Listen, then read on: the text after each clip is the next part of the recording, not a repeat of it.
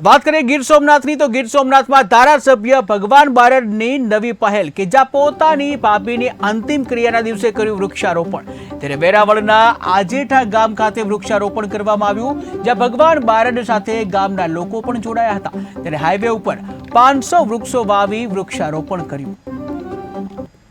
આજે આજના દિવસે મારા મોટા ભાભી અને મારા મોટા ભાઈના વિશિષ્ટ જ્યારે દેહાંત થયું છે ત્યારે આજે એમના ક્રિયાના પ્રસંગે બારડ પરિવારે એક સંકલ્પ કરેલો કે એમના નામથી અને એમના જે ક્રિયાનો દિવસ છે ત્યારે અમે આખો પરિવાર એ વૃક્ષારોપણ કરશું। અને દેશના વડાપ્રધાન નરેન્દ્રભાઈ મોદીજીએ પણ આ વખતે સમગ્ર વિશ્વને અને ભારત દેશના તમામ લોકોને આહ્વાન કર્યું છે કે એક પેડ માટે ના।